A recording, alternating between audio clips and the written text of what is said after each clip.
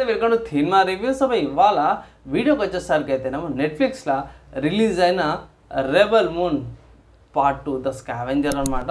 So ఇది continuation అనుకోవచ్చు. Rebel moon part 1 ఉంది కదా, దానికి ఇది పార్ట్ 2 కంటిన్యూషన్. ఎక్కడ ఏంటంటే అక్కడ నుంచి స్టార్ట్ అవుతుంది. కానీ ఇక్కడ మీరు చూసుకుంటే సేమ్ ఏమిలో బేస్ సింపుల్ స్టోరీ ఏంటంటే అక్కడ పార్ట్ 1 ఏవైతే మిస్ అయిన ఇన్ఫర్మేషన్ ఉంది ఇక్కడ చూపించారు అన్నమాట. ఆ రాజును రాణిని ఆ ప్రిన్సెస్ని ఎలా చంపిరనే సీన్స్, మళ్ళీ వాళ్ళు ఇక్కడికి వచ్చే ఫ్లాష్ బ్యాక్ సీన్స్. దీంట్లో పార్ట్ 2లో ఏంటంటే చాలా మటుకు ప్రతి ఒక్క క్యారెక్టర్ది ఫ్లాష్ బ్యాక్ సీన్స్ అయితే ఎక్కువ ఇంక్లూడ్ అయిపోయినప్పుడు ఐ థింక్ వాళ్ళే ఒక అర్ధగంట అయిపోతుంది. ఫ్లాష్ బ్యాక్ సీన్స్ అన్నీ కూడా కంపైల్ చేసుకుంటాయి. ఈ మూవీ యొక్క డ్యూరేషన్ చూసుకుంటే మాత్రమే 2 hours ఏమో ఉంది అండ్ నెట్ఫ్లిక్స్లో అవైలబుల్ ఉంది.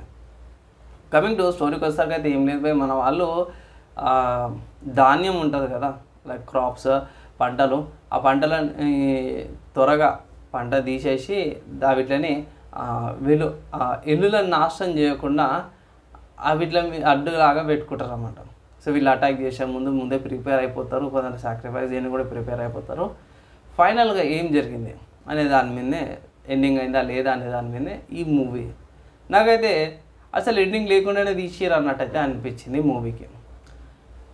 స్టోరీ అయితే అట్టనే అనిపించింది, కొంచెం ల్యాకింగ్ అనిపించింది. అంత మంచిగా విఎఫ్ఎక్స్ షార్ట్స్, వర్క్స్, ఎడిటింగ్స్ అంతా బాగా చేసినా సరే కూడా కొంచెం ల్యాకింగ్ అనిపించింది. అండ్ విఎఫ్ఎక్స్ షార్ట్స్కి నేను మెచ్చుకుంటా, చాలా బాగా చేశారు. విఎఫ్ఎక్స్ షార్ట్స్ కానీ ఎడిటింగ్ కానీ చాలా బాగా చేశారు. కానీ ఇంప్లిమెంటేషన్ కాడ కొంచెం ల్యాకింగ్ ఉందన్నమాట. అది గిందేనా అంత ఫీల్ కానీ అంత హైప్ కానీ అయితే రావట్లేదు అనమాట. అంటే మీకు ఎలా అనిపిస్తుంది అంటే వాళ్ళని అటాక్ చేయడానికి వస్తుండో ఈ మెయిన్ ఫీమేల్ యాక్టర్ ఎవరు అవుతున్నారు ఇలా ట్రైనింగ్ ఇస్తుంది అనమాట. 5-6 రోజుల లోపల ట్రైనింగ్ వీళ్ళు నేర్చేసుకుంటారు. గన్ ఎట్లా చేయాలో అవన్నీ కూడా నేర్చేసుకుంటారు, ప్లానింగ్ అయిపోతుంది. సో గుర్తుకొస్తే మన తెలుగు మూవీస్లో కూడా ఇట్లాంటి కాన్సెప్ట్ మనకు చాలా ఉన్నాయి. మన తెలుగు మూవీస్లో కూడా దొంగలు వస్తారు, గుటగాలు వస్తారు, లేకపోతే దోపిడీదారులు వస్తారు, మీరు ముందే ప్రిపేర్ కాండి అనేసి.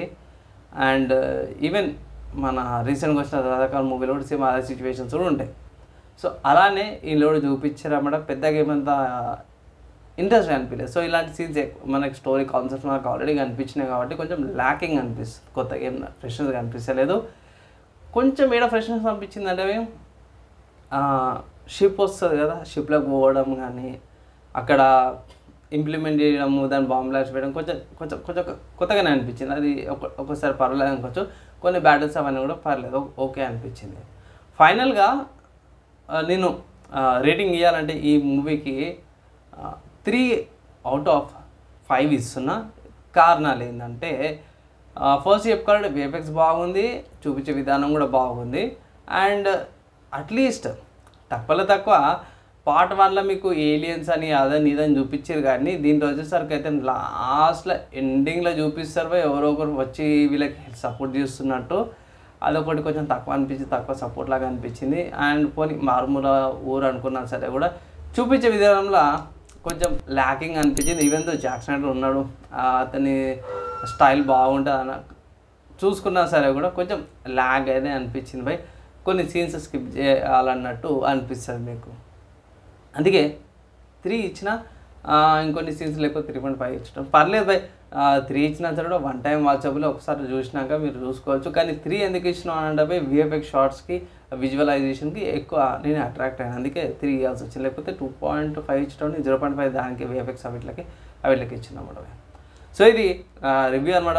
మీకు ఎలా అనిపించింది, మీ ఒపీనియన్స్ కింద కామెంట్ చేయండి. ఈ వీడియో ఎక్కడ దాకా చదువుతూ చూసారో వాళ్ళందరికీ థ్యాంక్. నెక్స్ట్ అలా కలుసుకుందాం.